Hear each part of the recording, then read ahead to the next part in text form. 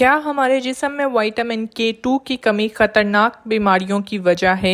Hello and अस्सलाम वालेकुम। मेरा नाम डॉक्टर आयशा खान है और आज बात करेंगे विटामिन K2 की। सबसे पहले जान लें कि विटामिन K एक फैट सोलुबल विटामिन है जो खून जमने या ब्लड क्लॉटिंग के प्रोसेस के लिए एक अहम न्यूट्रिएंट साबित होता है। खून जमना या कोएगुलेशन इस प्रोसेस में अहम किरदार अदा करते हुए न्यूट्रिएंट को विटामिन K का नाम दिया गया है।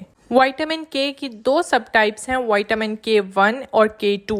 K1 अमूमन प्लांट्स या सब्ज पत्तों वाली सब्जियों से हासिल किया जाता है, जबकि K2 के सोर्सेज एनिमल फूड हैं, जैसे कि बीफ लिवर, ऑर्गन मीट या फर्मेंटेड फूड। विटामिन K2 की कई सब टाइप्स हैं, जिसमें सबसे इम्पोर्टेंट MK4 और MK7 है। इन दोनों के कंपैरिजन में भी MK7 रेडिली एब्जॉर्ब यानी कि हमारे जिस्म में बहुत जल्द एब्जॉर्ब हो जाता है और कई दवाइयों पे हम इसका लेबल देखते हैं, खसूसन कैल्शियम और विटामिन D3 के साथ। बात करते हैं कि विटामिन K2 का कौन सा ऐसा फंक्शन है जो इसे हमारी जिस्म के लिए बहुत अहम बना देता है। Calcium deposition. अगर आसान अल्फाज में बात की जाए तो कैल्शियम को हमारे जिस्म में रास्ता दिखाना कि उसे किस तरफ जाना है और कहाँ पहुँच के इकट्ठा होना है।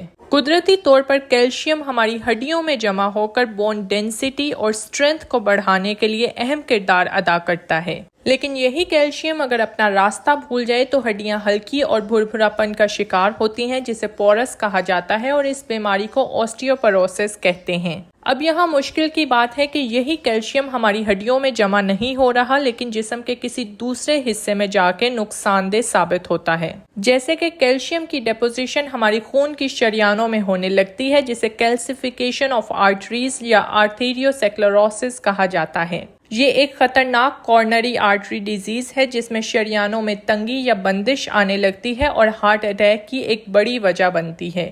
लिहाजा कैल्शियम डिपोजिशन को रेगुलेट करने के लिए, कैल्सिफिकेशन ऑफ बोन्स को प्रमोट करने के लिए और कैल्सिफिकेशन ऑफ आर्टरीज को प्रिवेंट करने के लिए विटामिन K2 एक अहम रोल प्ले करता है। हमारे यहाँ बहुत से लोग अपने हड्डियों के दर्द से मजबूर होकर कैल्शियम और विटामिन D का इस्तेमाल करते हैं, लेकिन अपने डॉक्टर से रजू करें, क्योंकि विटामिन D और कैल्शियम के साथ K2 को सप्लीमेंट करना इंतहाई ज़रूरी है, ताकि आपका खाया गया कैल्शियम और विटामिन D अपने टारगेट एरिया या सही जगह पर ज़रूर पहुंच सके। अगर बात करें विटामिन K2 के नेचुरल सोर्सेज की, तो आप इसे चिकन, बीफ लिवर, चीज़, बटर से ले सकते हैं। इसका मेजर सोर्स नेटो है, जो कि एक जापानीज डिश है, फर्मेंटेड सोयाबीन से बनती है।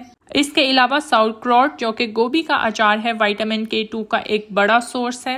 विटामिन K2 की डेफिशिएंसी मोस्टली ऐसे लोगों में देखी जाती है जो कि एंटासिड्स और एंटीबायोटिक्स का इस्तेमाल करते हैं। ऐसे लोग जो कि मैदे या GIT प्रॉब्लम्स में मुब्तला हैं, जिसमें K2 बेहतर अंदाज से जिस्म में एब्जॉर्ब नहीं होता। वो लोग जो एंटीकोएगुलेंट्स या ब्लड थिनर्स का इस्तेमाल कर रहे हैं, ऐसी दवाइयाँ जो खून को पतला करती हैं। ऐसे लोग जो ब्लड प्रेशर कंट्रोल करने के लिए स्टेटिन्स यूज कर रहे हैं। वो खवातीन जो अपने मेनोपॉज फेज से गुजर रही हैं, अक्सर विटामिन K2 की डेफिशिएंसी का शिकार होते हैं। इसके अलावा वो लोग जो दिल के मसाइल का शिकार हैं, हार्ट डिजीजेस में मुब्तला हैं, या वो लोग जिनकी डाइट अनबैलेंस है और मेल एब्जॉर्प्शन का शिकार हैं, वो भी अमूमन विटामिन K2 की डेफिशिएंसी को फेस करते हैं। तो ये है वो विटामिन जिससे हम ज्यादा वाकिफ नहीं है, लेकिन विटामिन K2 की डेफिशिएंसी हमें बहुत सी क्रॉनिक डिजीजेस में मुब्तला करती है।